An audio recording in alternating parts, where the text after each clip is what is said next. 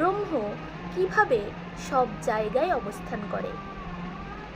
এই প্রশ্নের উত্তর আছে শ্রীমদ্ ভগবদ্গীতার 13 অধ্যায় অর্থাৎ প্রকৃতি পুরুষ বিবেক যোগের 14 নম্বর শ্লোকে। তাহলে আসুন জেনে নেওয়া যাক।